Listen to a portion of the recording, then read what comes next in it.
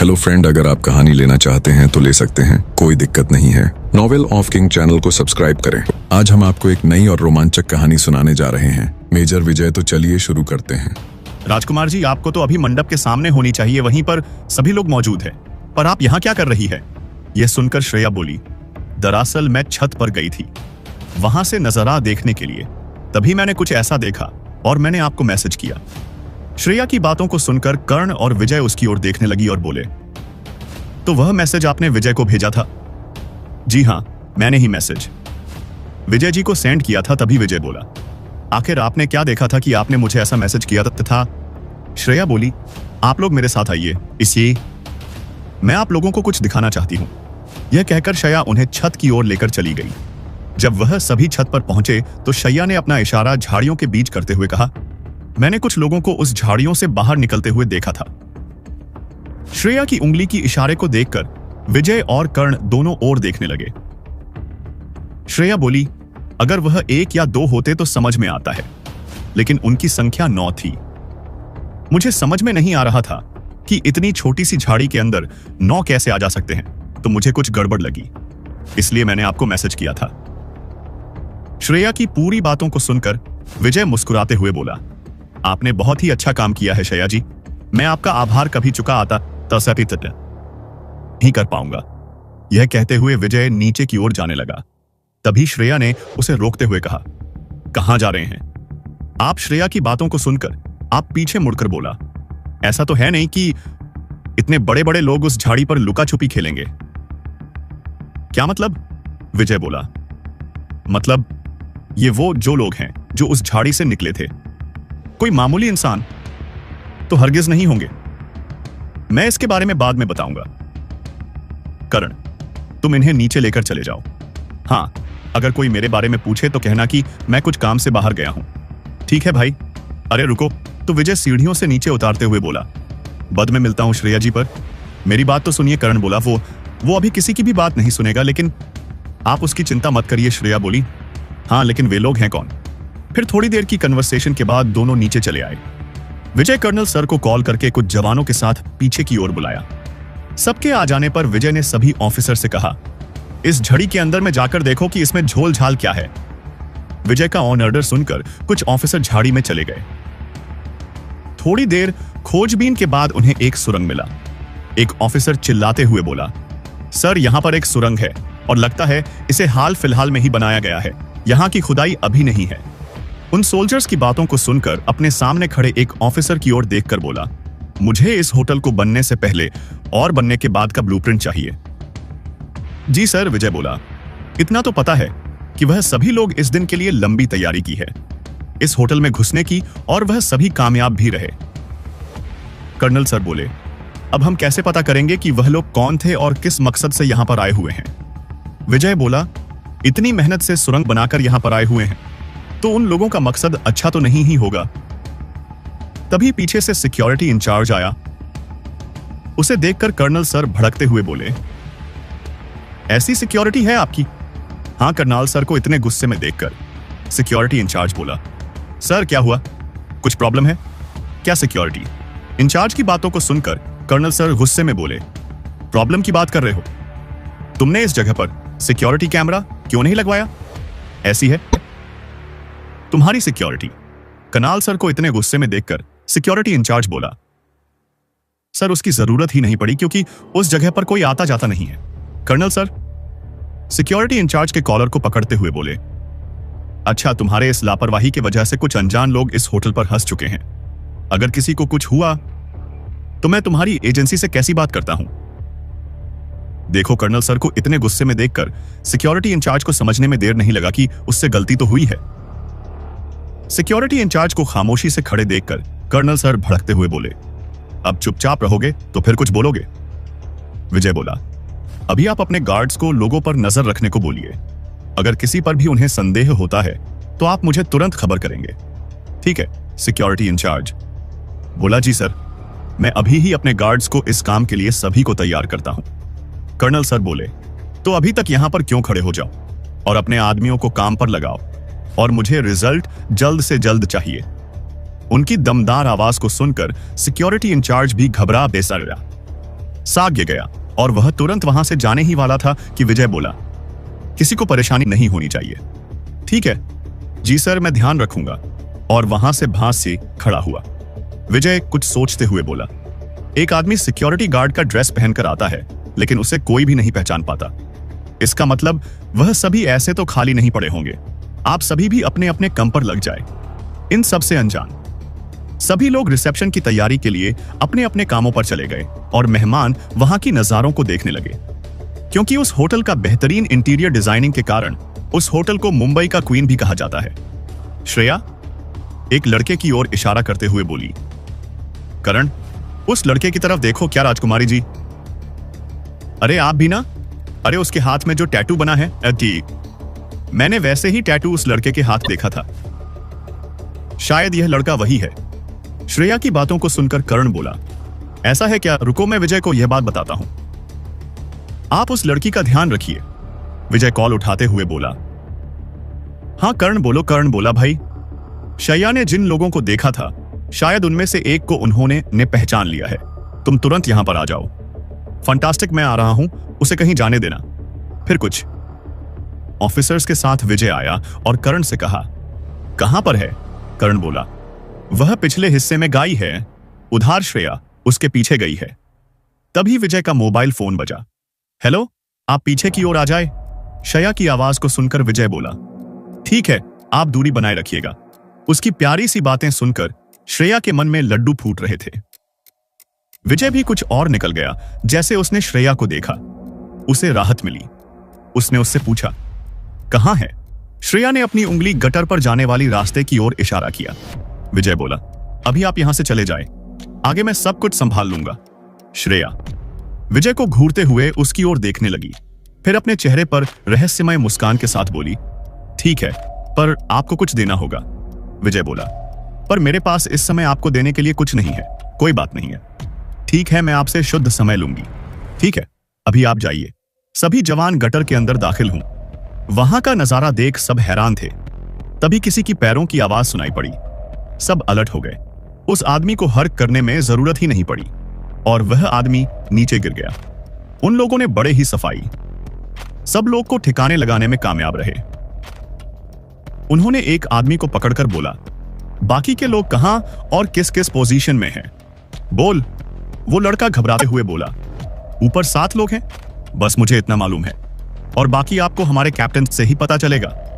विजय उसके गर्दन को पकड़ते हुए बोला, कौन है तुम्हारा कैप्टन? हमें भी नहीं मालूम है कि हमारा कप्तान कौन है। क्यों आज तक उसे किसी ने नहीं देखा है? वह हमेशा मास्क लगाए रहते हैं।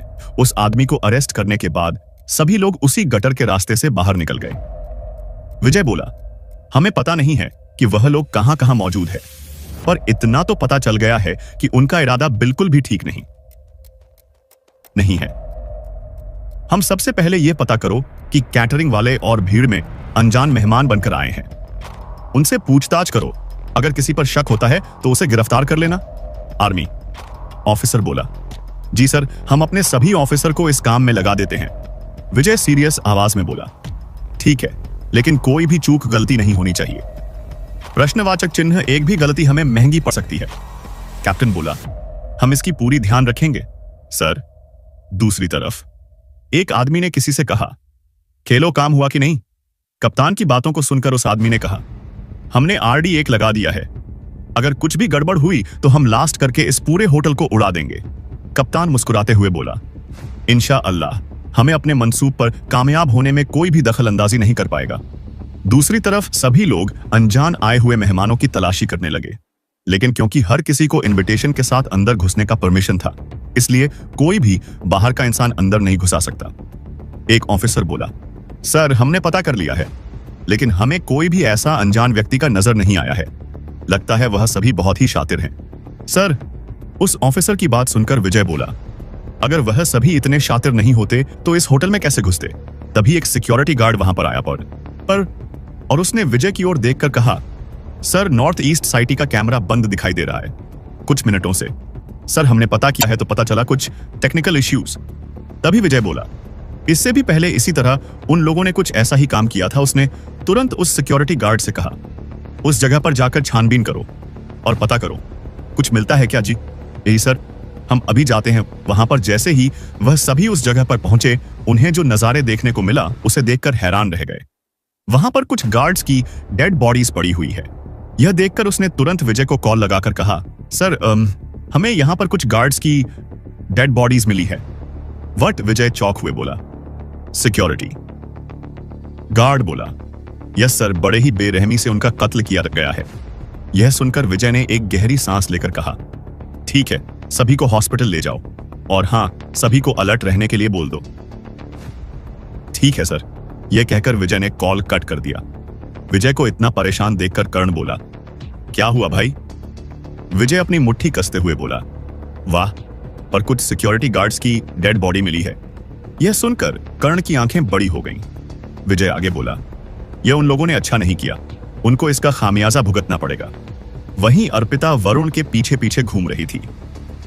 उसकी ऐसी हरकतों को देखकर वरुण भड़कते हुए बोला, क्या है? अर्पिता बोली, अपने चेहरे पर मुस्कुराते के साथ बोली, नहीं बस तुम्हें देख रही थी। वरुण चिढ़ते हुए बोला, देख लिया, अब जाओ यहां से। अर्पिता बोली, मेरी मर्जी। फिर उसने बुझी हुई आवाज में बोली, सॉरी वरुण, मुझे तुमसे उस तरह से बातें नहीं करनी चाहिए थी। आई एम सॉरी पिल्स, मुझे माफ कर दो। अर्पिता के आंखों में आंसू देखकर वरुण को कोई फर्क ही नहीं पड़ा और वहां से जाने लगा। तभी पीछे से अर्पिता के पापा अर्नव जी की आवाज आई, बेटा सुनो, मानता हूं कि मेरी बेटी से गलती हुई है। उसने जो कहा वो उससे नहीं कहना चाहिए था। माफ कर दो बे, मैंने आज तक किसी के सामने हाथ नहीं फैलाया है। आज ये हाथ एक बेटी के खातिर मैं अपने हाथ जोड़कर विनती करता हूं। यह देखकर वरुण तुरंत उनके हाथों को पकड़कर बोला, अंकल जी आप क्या कर रहे हैं? यह हाथ बेटी का कन्यादान के लिए सिर्फ उठता है और किसी चीज के नहीं। अर्पिता की मां पूर्वी जी बोली, मुझे माफ कर दो बेटा, मैंने तुम्हारे त्यागतास पर वारिश को लेकर कर उल्टा गलत बोली। वो आगे कुछ बोलती वरुण उनके गले लगाकर बोला, आप भी मेरी मां समान है, मैं बुरा कैसे समझ सकता हूं? यह सुनकर पूर्वी जीने की आंखें नाम हो गईं। वरुण अर्पिता के सामान्य हाथ बांधे खड़े होकर बोला, क्या बात, इतना प्यार?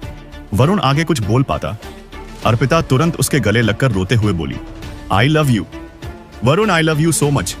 अब मुझसे दूर मत जाना, मैं जी नहीं पाऊंगी तुम्हारे बिना। वरुण उसे माथे को चूम कर बोला, आई लव यू टू। दोनों एक दूसरे में खोए हुए थे।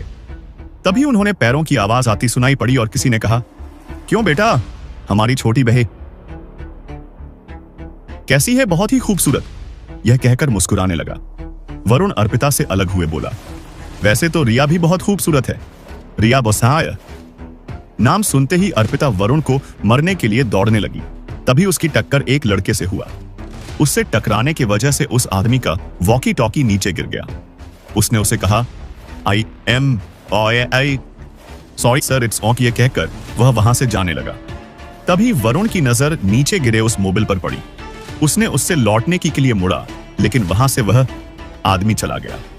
अर्पिता वरुण को पकड़ते हुए कहा, अब चढ़े गए, अब कहां बचकर जाओगे? अरे यार सॉरी, ठीक है, माफ कर दिया। लेकिन एक शर्त पर। अर्पित की बातों को सुनकर वरुण उसकी ओर असमंजस से देखते हुए बोला, हां बोलो। अर्पिता अपने दोनों हाथों को फोल्ड करते हुए बोली, मुझे सबके सामने तुम्हें पर्पस करनी होगी। क्या मुझसे नहीं होगा?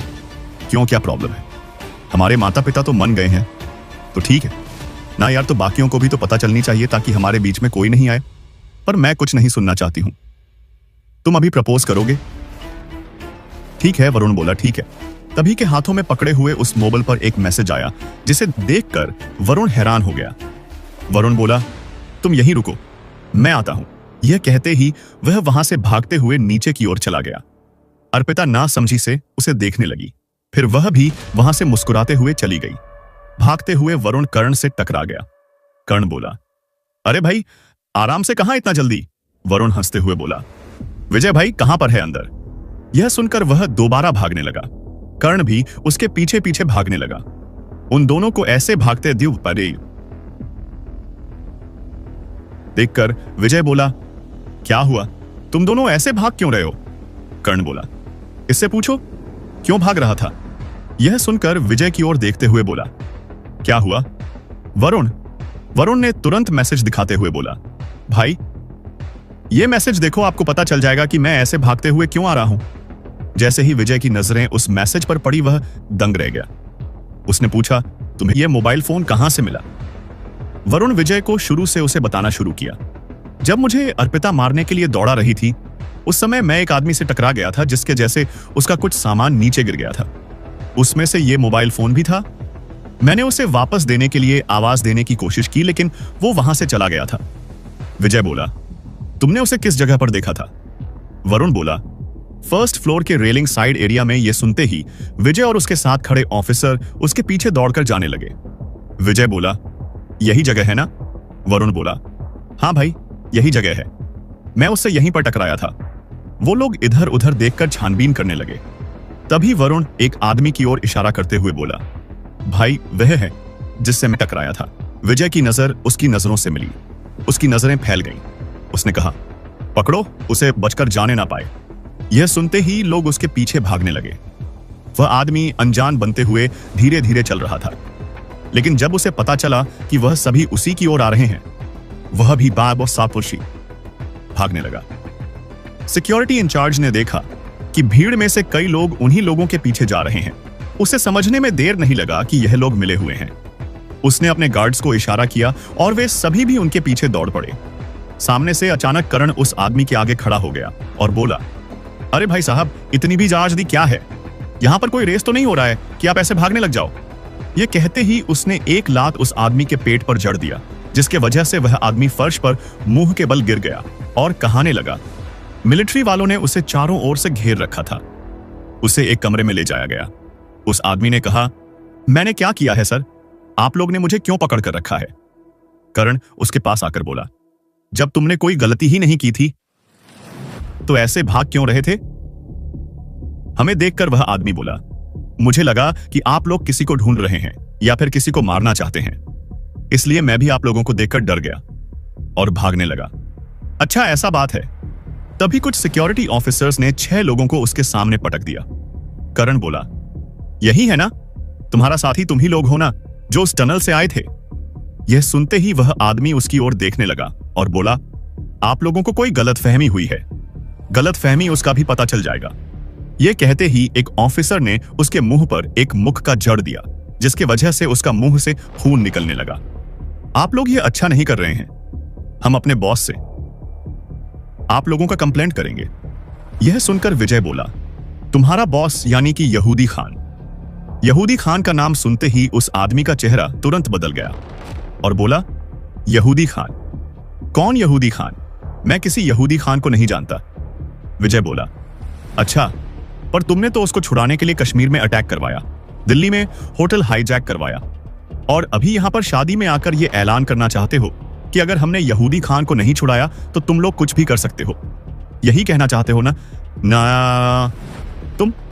वह आदमी गुस्से से चीख कर बोला, हाँ, हम यहूदी खान को छुड़ाने के लिए आए हैं। अगर तुम लोगों ने हमें रिहा नहीं किया तो यहां पर मौजूद सभी लोग मारे जाएंगे। मेरे एक इशारे पर यह सुनकर विजय मुस्कुराते हुए बोला, तुम लोग इस गटर पर अपना अड्डा जमाए हुए था उषा। हमने उस जगह को तबाह कर दिया है, और बच्चे तुम्हारे वो 2 साथी, उसमें से एक मारा गया और एक अभी भी जिंदा है, लेकिन बस थोड़ी ही समय का देर है। यह सुनते ही वह आदमी उस कुर्सी पर फड़फड़ाने लगा और बोला, अगर तुमने किसी को भी हाथ लगाया तो तुम अपने परिवार को खोते हुए देखोगे। कर्नल सर आते हुए बोले, इतनी भी जल्दी क्या है? यह सुनकर वह आदमी दरवाजे की ओर देखने लगे, जहां पर कर्नल सर और कुछ लोगों के साथ खड़े हुए थे, जिनके हाथों पर ब्लैक सूटकेस हाथ में ले रखे थे, और सूटकेस को लाकर उस आदमी के सामने रख दिए और बोले, तुम्हारा मास्टर प्लान यही है ना? यह कहते हुए उन्होंने सूटकेस खोल दिया, जहां पर 200 किलो का RDX बूम रखा था। यह देखकर उस आदमी का चेहरा तुरंत बदल गया। उसने कहा, तुम्हें कैसे पता चला कि हमने बम कहां प्लांट किया है? विजय बोला, हम तुम्हारे जैसे बेवकूफ नहीं हैं जो यूं ही RDX बूम को किसी ऐसी जगह में रख दे जहां पर बम डिटेक्टर उसे ढूंढ सकता है। यही एक गलती के कारण तुम लोग आज पकड़े गए हो। इन सभी को पीछे के दरवाजे से आर्मी हेडक्वार्टर लेकर चल जाए। अगर कुछ भी उल्टा सीधा करने की कोशिश करें तो बिना सोचे गोली मार देना। उसमें से एक आदमी हुए बोला, तुम काफिरों की इतनी हिम्मत, तुम हमें मारने की धमकी देते हो। हम अगर यहां से बच गए न तुम्हें जिंदा नहीं छोड़ेंगे। उसके आगे उसके मुंह से कुछ आवाज निकलता। एक गोली उसके सिर के पीछे से निकलती हुई दिखाई दी और वह आदमी वहीं पर धराशायी हो गया। अपने एक साथी को मरते हुए देखकर कप्तान चिकते हुए बोला, तुम्हारी हिम्मत कैसे हुई मेरे आदमियों को गोली मारने की? विजय बोला, मैं तुम्हें भी गोली मार सकता हूं, समझे? ज्यादा उड़ने की कोशिश मत करना। मैंने ना जाने आज तक कितने ही आतंकवादियों को अपने इन्हीं हाथों से यमलोक का दर्शन करवाया है। भले ही अभी मैं छुट्टी पर हूं, इसीलिए यह नहीं चाहता कि एक भी इंसान मेरे हाथों से ना मरे, तो इसका ध्यान रखना। और हां, अपने आकाओं को मेरी तरफ से एक संदेश भेज देना। अगर मौका मिला तो भेज देना। पिछली बार तो मैंने उनके घर में घुसकर उनके आदमियों को उठाकर लेकर आया था, लेकिन इस बार उन्हें उठाकर नहीं, बल्कि निस्त नाबूद करके आऊंगा। और हां, मेरे एक बात हमेशा याद रखना सिंह, तुम्हारी जो यह चाहत है वह कभी पूरी नहीं होगी। चाहे मैं मर भी क्यों ना जाऊं, तो मेरे जगह पर कोई और रहेगा जो तुम जैसे लोगों को रोकेगा। ले जाओ इन सबको, और हां, इनकी खातिरदारी में कोई कमी मत रखना। मैं कल आऊंगा। खुद इनकी खातिरदारी करने के लिए उन सभी आतंकवादियों को आर्मी के ट्रक में हथकड़ी पहनाकर पीछे के दरवाजे से ले जाया गया, ताकि किसी को कुछ दिक्कत ना हो। कर्नल सर बोले, एक बार तुमने फिर यह साबित कर ही दिया बेटा कि तुम्हारे होते हुए इस भारत मां को कोई भी नहीं छू पाएगा। तभी आदित्य वहां पर आया और विजय से कहा, भैया आपको अर्जुन भाभी ढूंढ रहे हैं। ठीक है, मैं थोड़ी देर में आ रहा हूं। अतुल बोला, नहीं भैया, अभी बुलाया है। आप उन्हें कब से दिखाई नहीं दे रहे थे, इसलिए परेशान हो रहे हैं। विजय बोला, उनसे कहो मैं कर्नल सर के साथ हूं, कुछ देर में हम आ जाएंगे। ठीक है भैया, आप आ जाइएगा, हम राह देख रहे हैं। सभी लोग तैयार हैं, अब रिसेप्शन शुरू होने वाला है। ठीक है, मैं तुम लोगों को रिसेप्शन में ही मिलता हूं। ठीक है भैया, हम जाते हैं उन दोनों के। वहां से जाने के बाद कर्ण बोला, चलो भाई, तुम्हारे भैया की शादी हो गई और किसी को कुछ पता ही नहीं चला इस घटना के बारे में। यह सुनकर विजय ने अपना सिर हिलाया। वरुण बोला, लेकिन भैया एक प्रॉब्लम हो गया है। उसकी बातों को सुनकर सभी लोग वरुण को घूर कर देखने लगे और एक साथ बोले, कैसी प्रॉब्लम? वरुण बोला, भाई वो दरअसल अर्पिता मुझे चाहती है। यह सुनकर कर्ण बोला, हाँ ये तो अच्छी बात है, तो इसमें प्रॉब्लम क्या है? वरुण बोला, भैया मैं भी उसे बहुत ही ज्यादा चाहता हूं और उसके मम्मी पापा और मेरे मम्मी पापा भी हम दोनों के रिश्ते के लिए तैयार हैं। यह सुनते ही कर्ण उसकी ओर देखकर बोला, वाह बेटे वाह, तुम तो बहुत तेज हो। तुमने तो लड़की पटा भी लिया और मम्मी डैडी को राजी भी कर लिया। मुझे तुम पर नाज है। तभी पीछे से एक कठोर आवाज सुनाई पड़ी, तुम्हारा भाई बहुत तेज है, लेकिन तुम कछुए से भी ज्यादा स्लो हो। यह सुनते ही सभी ने पीछे घूमकर देखा, जहां पर रागिनी खड़ी होकर कर्ण को घूर कर देख रही थी। वो बोली, सीखो, तुम्हारे छोटे भाई से सीखो। उसकी प्रेम की नैया आगे चल पड़ी है और हमारी वहीं की वहीं रुकी हुई है। कुछ सोचो इसके बारे में, वरना मैं किसी और की हो जाऊंगी और तुम मुंह ताकते रहोगे। जब मेरे बच्चे आ जाएंगे और तुम्हें चाचा चाचा कहकर पुकारेंगे, तब जाकर अपने प्यार का इजहार करोगे। रागिनी की बातों को सुनकर सभी लोग हंसने लगे और रागिनी कर्ण को घर कर देखने लगी। तभी अर्पिता आते हुए बोली, वरुण चलो, तुम्हारी बारी आ गई है। यह सुनकर रागिनी बोली, बारी आ गई है? लेकिन क्या?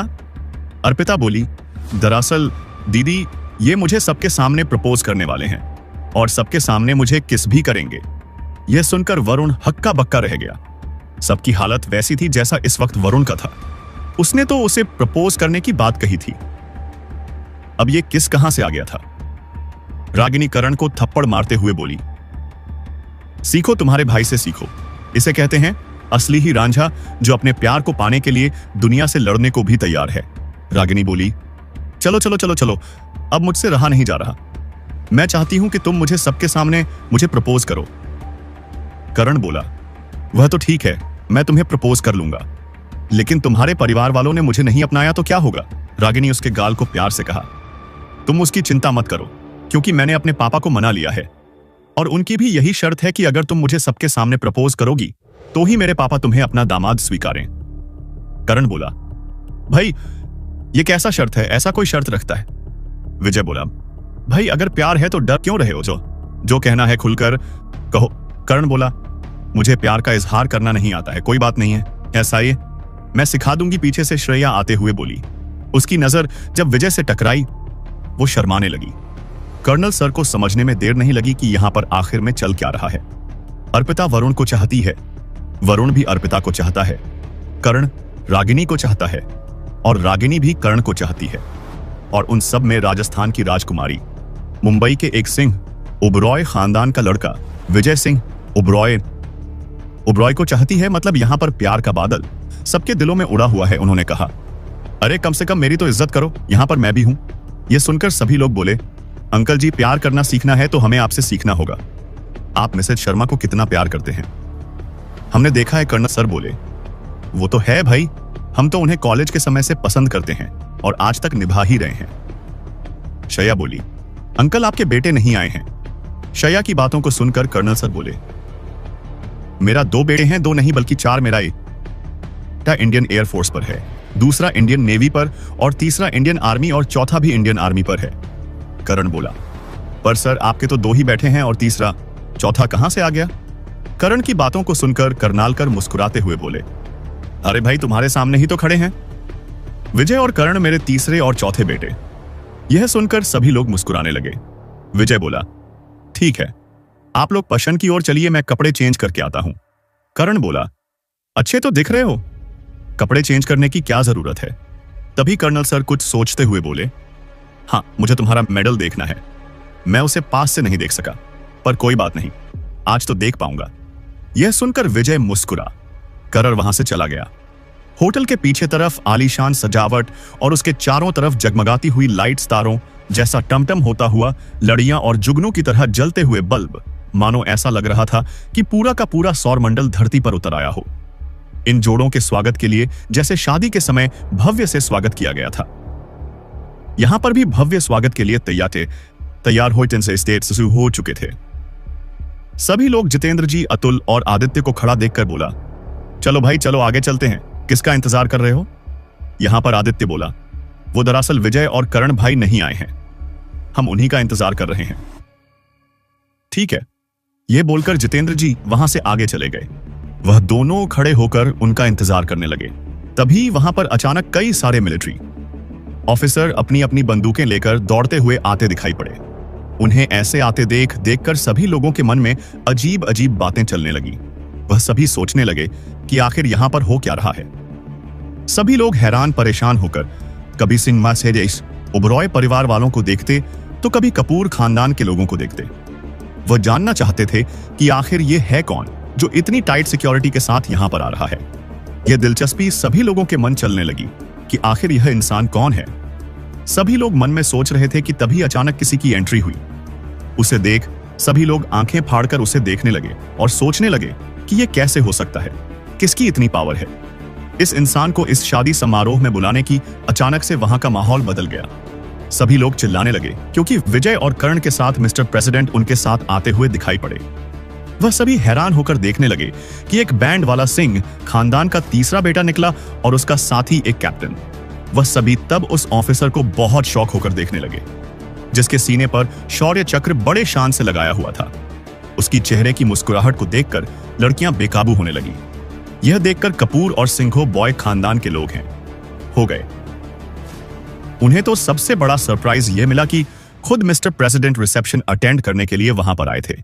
वह सभी बड़े रोबदार के साथ वहां पर आए। मिस्टर कपूर आदर के साथ बोले, nice to meet you sir, हमें आपसे दोबारा मिलकर बहुत ही खुशी। आप हमारी बेटी और होने वाले दामाद की शादी में सर्फ हुए, यही हमारे लिए बहुत ही गर्व की बात है। मिस्टर प्रेसिडेंट बोले, ऐसी कोई बात नहीं है, मैं तो शादी में भी शरीक होना चाहता था, लेकिन कुछ कारणों के वजह से नहीं हो सका, इसलिए मैंने रिसेप्शन पर आना ठीक समझा। दादाजी बोले, सिनोब्रॉय खानदान की ओर से मैं आपका स्वागत करता हूं मिस्टर प्रेसिडेंट जी। मिस्टर प्रेसिडेंट विजय की ओर देखकर बोले, हमें भी यहां आकर अच्छा महसूस हो रहा है। वैसे मैं तो नहीं आ सकता था, लेकिन विजय की रिक्वेस्ट की वजह से मुझे आना ही पड़ा। दादाजी बोले, चलिए हम सभी आगे जाकर बैठकर बातें करते हैं। जी जरूर। जब उन लड़कियों ने विजय को राजकुमारी श्रेया महाजन के साथ हाथों पर हाथ डालकर आते हुए दिखाई दिए, वो दोनों एक बेहतरीन कपल नजर आ रहे थे। और दूसरी तरफ कर्ण भी रागिनी का हाथ पकड़कर उसके साथ चल रहा था। वह दोनों कपल भी बहुत ही ज्यादा शानदार दिखाई दे रहे थे। रिसेप्शन पार्टी शुरू हो गई थी और सभी लोग स्टेज पर जाकर बारी बारी से नए जोड़े को बधाइयां और तोहफे देने लगे। सबके चेहरे पर मुस्कान को देखकर विजय मन में बोला, हे भोलेनाथ, ऐसे ही मेरे परिवार की मुस्कान बनाए रखना और कभी भी इन्हें काम मत होने देना। मैंने यही मुस्कान देखने के लिए 7 साल का वनवास काट है। मैंने किस दर्द से इस बीते 7 सालों को बिताया है, मैं ही जानता हूं कि मैंने कितना दर्द सहा है। तभी माइक पर आवाज से विजय का निंद्रा टूटा। वरुण स्टेटस से बोला, hello hello mic, testing, hello hello. आज यहां पर मुंबई का ही नहीं बल्कि अलग अलग शहरों का भी सबसे बड़े और अमीर घरों के लोग यहां पर मौजूद हैं। मैंने यह कभी नहीं सोचा था कि मुंबई आकर मुझे कुछ ऐसा करना पड़ेगा जिसके बारे में मैंने सोचा ही नहीं था। आज मैं किसी से अपनी दिल की बातें कहना चाहता हूं। हाँ, मानता हूं मेरी कुछ कारणों की वजह से उसे तकलीफ भी सहानी पड़ी। मैंने उसे थप्पड़ भी मारा, लेकिन उस थप्पड़ से उसने प्रेम का जाल ऐसे फेंका कि मैं उसमें उलझ गया और ऐसा उलझा कि उससे प्रेम कर बैठा। वरुण की यह बात सुनकर सभी लोग सीटी बजाने लगे और तालियां भी। वरुण मुस्कुराते हुए बोला, क्या आप लोग जानना चाहेंगे कि वह खुशकिस्मत लड़की कौन है?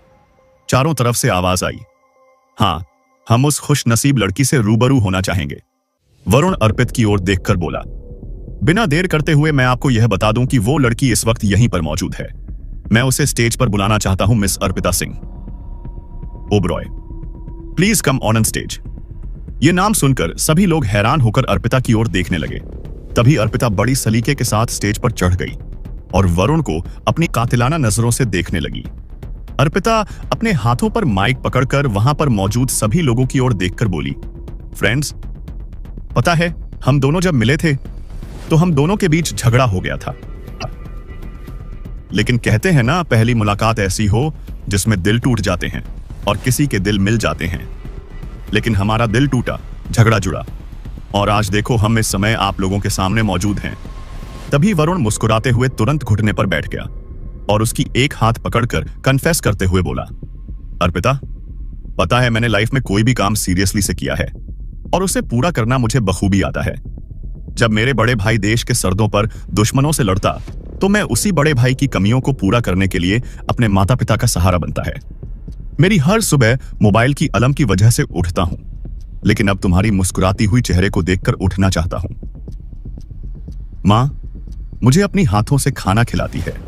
अब उन हाथों को मैं आराम देकर अपनी जीवन संगिनी के साथ अपनी मां को खाना खिलाना चाहता हूं। जब मैं थक कर आ जाता हूं मेरे पैर दुखते, पर मेरे पिताजी बिना बताए मुझे मेरे कमरे में आकर मेरा पांव दबा दे। उस जगह पर मैं अपने पापा को रखकर तुम्हारे साथ उनका पांव दबाना चाहता हूं। जब मैं थक कर काम से लौट कर आऊंगा तो तुम्हारी प्यारी सी मुस्कुराहट को देखकर अपनी थकावट दूर भगाना चाहता हूं। उस ठंडी सुबह की तरह जब उसकी बूंदें किसी पर गिरती हैं तो उसे जो ठंड लगती है, उस समय मैं तुम्हारी गर्माहट का एहसास करना चाहता हूं। अर्पिता, मैं तुम्हें इतना चाहता हूं कि तुम्हारे लिए बहुत कुछ कर सकता हूं, लेकिन जान नहीं दे सकता क्योंकि होश में तो हैं। श्रेया विजय की ओर देखकर मुस्कुराते हुए वो बोली, जी हाँ, मैं पूरे होशों में हूं। अगर आप मेरे यह 2 ख्वाहिशें पूरी कर देंगे तो मैं आगे आपसे कुछ नहीं मांगूंगी। अच्छा, इससे आगे क्या होगा आपको खबर है? श्रेया मुस्कुराते हुए बोली। क्यों डर गए? विजय बोला, राजकुमारी जी, आज तक मैंने किसी नहीं डर हूं और ना कभी डरूंगा। यह बोलकर वह स्टेज पर चला गया और माइक उठाकर बोला, हेलो, मैं भी हूं।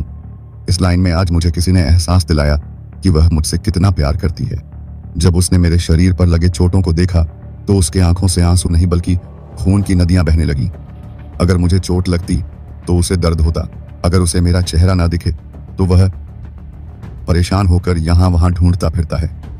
पता है दोस्तों कि प्यार एक ऐसा एहसास है जो किसी को, किसी से, किसी वक्त और किसी समय हो सकता है। मैंने कभी सोचा भी नहीं था ये हो जाएगा, लेकिन आखिर होनी को कौन रोक सकता है।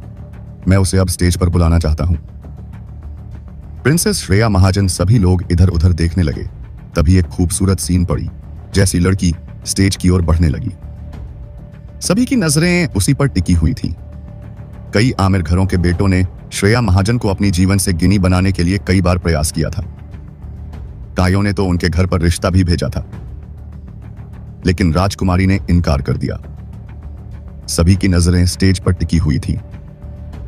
विजय आगे कुछ बोलता, राजकुमारी खुद ही एक माइक पकड़कर उसके सामने घुटने टेक कर बैठ गई और बोलने लगी, मैंने अभी तक किसी को अपने लाइफ पार्टनर के लिए सुना नहीं था।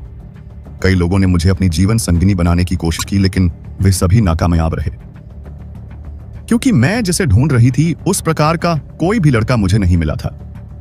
जब मेरी पहली मुलाकात इनसे हुई थी तो मैं बहुत ही गुस्सा हो गई थी, लेकिन थोड़ी देर बाद ही मेरी आंखों से आंसू बहकर निकलने लगे। पता नहीं कब, लेकिन मैं इन्हें इतना चाहने लगी कि अगर यह मेरे पास ना होते तो शायद पता नहीं मेरा क्या होता। मुझे जिस प्रकार का लाइफ पार्टनर की जरूरत थी, आज मुझे वह मिल गया है और मैंने उस सारी चीजों को इन पर देखा है। मैंने सपनों में परी बनन कर उड़ते हुए देखा है।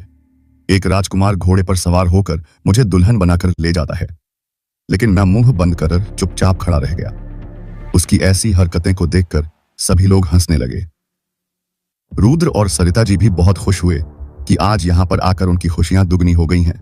आज उन्हें 2 बहुएं समान बेटियां मिल गई हैं। रागिनी दौड़कर अपने मम्मी पापा के गले आ लगी और शर्माने लगी। यहां देखकर राकेश जी बोले, जब दामाद जी से गले लगे हुए थे तो शर्म नहीं आ रहा था, अभी शर्म आ रहा है राधिका जी। उन्हें डांटते हुए बोले, आप क्या जवाब देगा? वरुण वहां पर खड़े सैनिक तुरंत ही वरुण के ऊपर बंदूक तानकर खड़े हो गए। एक सैनिक ने उसे कहा, अपनी बंदूक नीचे फेंक दो वरना तुम्हें जान से मार दिया जाएगा। वो आगे कुछ बोलता, वरुण ने अपने पस से एक कार्ड निकाली। उन आर्मी वालों ने कार्ड देखकर आर्मी वालों ने बंदूकें नीचे कर दी।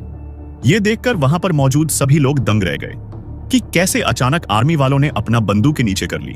वरुण दौड़कर उस बुजुर्ग आदमी के पास गया और उसके हाथों से बंदूक और वह मोबाइल छीन लिया। उसने उसकी गर्दन पर नजर डाली तो उसे कुछ अजीब लगा। उसने उस चीज को खींचा जिसके वजह से उस आदमी का मास्क उतर गया। जब सब उन्हें यहां देखा तो दंग रह गया। आखिर कौन था वह इंसान और वह किसका भेष बनाकर इस शादी में घुस गया था? तभी बॉम्ब स्क्वाड के साथ विजय और करण बाकी आर्मी ऑफिसर्स के साथ वहां पर आ गए। वरुण के हाथ में बंदूक देखकर उन दोनों को समझने में देर नहीं लगी कि यहां पर कुछ तो हुआ है। वह आगे कुछ बोलता कि विजय की नजर उस डेड बॉडी पर पड़ी और वह चौकत हुए। बोला, तो ये है इस पूरे खेल का मास्टरमाइंड। सबों का घबराए हुए चेहरे को देखकर विजय बोला, दरअसल यहां पर कुछ टेररिस्ट यानी कि आतंकवादियों ने हमला करने का प्लान बनाया था, इसीलिए हमें यह तुरंत एक्शन लेना पड़ा। लेकिन चिंता करने की कोई बात नहीं है, अब सब कुछ ठीक है। उन्होंने ऑफिसर से कहा कि आप इसीलिए जाएं। उन्होंने वरुण के हाथों से उस आतंकवादी का बंदूक और मोबाइल ले लिया। वरुण ने अपना बंदूक अपने कमर पर डाल दिया। यह देखकर रुद्र जी उसके साथ सामने आकर खड़े हो गए और उसके गाल पर रसीद कर एक थप्पड़ जड़ दिए और बोले, तो तुम क्या काम करते हो? गुंडागर्दी करते हो और तुम्हारी हिम्मत तो देखो, अपने साथ बंदूक भी रखते हो। हमारी परवरिश का ऐसा सिला दिया, तुमने आज एक मुजरिम बन गए हो। वो आगे कुछ बोलते वरुण बोल पड़ा, आई एम अनकवर एजेंट। ये सुनते ही वहां पर खड़े सभी लोग हैरान रह गए। सबसे ज्यादा हैरान तो उसके माता पिता और अर्पिता थी, क्योंकि उन्हें यह नहीं पता था कि वरुण एक अंडरकवर एजेंट है। विजय बोला, जी हाँ, कल आपका बेटा वरुण एक अंडरकवर एजेंट है। पता है आप लोगों को भैया, कुछ दिन पहले मॉल में आप सबों को बंदी बनाया गया था। पता है वह बंदी एक सिर्फ दिखावा था, ताकि उन सबको यह लगे कि कुछ ही आतंकवादियों ने इस शहर पर घुसपैठ की है और उसके हाल पर कई सारे आतंकवादियों ने इस शहर पर घुसपैठ की है। मैं जब कोमा से बाहर आया तो पता चला कि मेरे बड़े भाई की शादी होने वाली है। जब मैं घर आ रहा था तो ब्रिगेडियर सर ने मुझे अपने कमरे में पर बुलाया था और उन्होंने मुझे इस होने वाली मुसीबतों के बारे में बताया था। मैं जब दिल्ली आया तो कुछ समय घर पर बिताने के बाद अपना काम शुरू कर दिया। मुझे पहले से पता था कि वरुण एक अंडरकवर एजेंट है। मैंने मिस्टर प्रेसिडेंट से बात करके वरुण को यहां पर बुलवाया। मुझे मिलने के लिए प्रेसिडेंट ने बुलाया, लेकिन मेरी ऐसी हालत को देखकर आप लोग मुझे जाने नहीं देने वाले थे। इसलिए मैंने उन्हें ही हमारे पूरे परिवार को इनवाइट करने के लिए कहा, ताकि हम कुछ बातें कर सकें। वरुण जब यहां पर आ गया तो हमने मिशन शुरू कर दिया। यहां पर कम से कम 30 से भी ज्यादा आतंकवादी घुस चुके थे। हमारे शहर पर बहुत ही बड़ा खतरा मंडरा रहा था। हमने एक ही रात में कई सारे काम कर दिए। विजय हंसते हुए बोला, आपको तो यह भी पता नहीं होगा कि इस शादी में भी आतंकवादी घुस चुके थे। एक नहीं बल्कि 10 आतंकवादी। हमें सिर्फ 9 के बारे में पता था और एक के बारे में नहीं पता था। इसलिए हमने ये छोटी सी नाटक किया ताकि उस बचे हुए आतंकवादी को लगी कि सारे आदमी अपना काम करके निकल चुके हैं और वह इस होटल को उड़ा सके, और हमारा प्लान कामयाब रहा। हमने एक आतंकवादी को मार दिया और 8 को पकड़कर आर्मी हेडक्वार्टर ले जाया गया है। बीती रात मैंने 14 आतंकवादियों का सामना किया था। पता है पापा, जिस दिन मेरे शरीर में अचानक टक्कर लग जाने से मेरे शरीर से खून नहीं निकला था, बल्कि उसी रात को मैंने 18 आतंकवादियों का सामना किया था। हमें पता नहीं है कि और कितने आतंकवादी इस शहर पर छुपे हुए हैं, इसलिए हमें यह काम छुपकर ही करना पड़ा। आरावली, इन सारी बातों को सुनकर सबकी आंखों में आंसू आ गए। रुद्र जी ने वरुण को गले लगा लिया और बोले, मुझे माफ कर दो बेटी, मुझे पता नहीं था कि तुम हमारे देश में गुस्से से आतंकवादियों का सामना कर रहे हो और मैंने तुम्हें बिना जाने थप्पड़ भी मार दिया। मुझे माफ कर दो बेटा। यह सुनकर वरुण उसे गले लगकर बोला, नहीं पापा, पिता का फर्ज होता है अपने बेटे को सही राह पर चलाना, और आपने वही किया है। तभी अचानक विजय बेहोश होकर नीचे गिर गया। सभी लोग उसके पास गए और उसे उठाकर कमरे में ले गए। विजय को बेड पर सुला दिया गया था। सभी लोग उसके चारों ओर खड़े होकर उसे ही देख रहे थे। नैना उसकी चेकअप कर रहे थे। कभी नितिन भी वहां पर आ गया और विजय को देखने लगा। उसे समझने में देर नहीं लगा कि उसकी दिल के पास लगी गोली को निकालने का समय आ गया है। उसने कहा, तुरंत ही एक एम्बुलेंस बुलाई है, हमें इसे अभी तुरंत ही इसका ऑपरेशन करना होगा, वरना हम इसे पसीना सा या वह आगे कुछ नहीं बोल सका। एम्बुलेंस की इंतजार ना करते हुए उन्होंने उसे अपने गाड़ी में लेकर हॉस्पिटल के लिए रवाना हो गई। सभी लोग घबराए हुए थे। शालिनी जी और श्रेया की आंखों से आंसू ही नहीं रुक रही थी। बार बार वे रो ही जा रहे थे। हॉस्पिटल पर इतनी महंगी कारें को देखकर वहां पर मौजूद लोग यहां वहां देखने लगे कि अचानक इतनी सारी जीवरस गाड़ी कहां पर से आ गई। वहां पर कई सारे बॉडीगार्ड खड़े हुए दिखाई देने लगी। विजय को तुरंत ऑपरेशन थिएटर में ले जाया गया। वहां पर फॉर्म फिलअप करने की कोई जरूरत ही नहीं पड़ी, क्योंकि वह हॉस्पिटल ओसू ही का था। वहां पर उस समय जितने भी डॉक्टर मौजूद थे, सभी लोग विजय के कमरे पर थे। डॉक्टर नितिन बोले, यह पेपर लेकर आप उनके पास जाए और उन्हें साइन कराकर लाइए। किसी भी हिम्मत नहीं थी कि वे इस पेपर में उनका साइन लेकर आए। सभी की नजरें नैना की ओर जाने लगी। उसने अपनी आंखों की आंसू को पूछते हुए बाहर निकल गई। वहां पर मौजूद सभी लोग उसी से सवाल भरे नजरों से देखने लगे।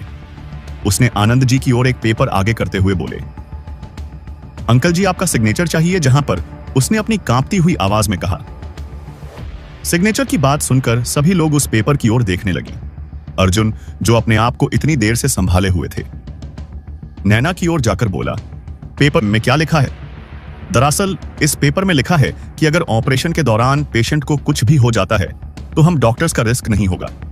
यह सुनकर अर्जुन नैना से गुस्से में बोला, क्या बके जा रही हो? तो क्या मतलब है इसका? तभी नितिन बाहर आते हुए बोला, अभी हमारे पास बिल्कुल समय नहीं है, प्लीज अभी आप इस पेपर पर सिग्नेचर कर दीजिए।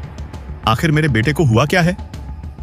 आप लोग कुछ बता क्यों नहीं रहे हैं? नितिन एक लंबी सांस लेते हुए, पूरा पिछले महीने में हुए ऑपरेशन के दौरान उसके दिल के पास 2 गोलियां लगी थी। यह सुनकर सभी की आंखें फैल गईं।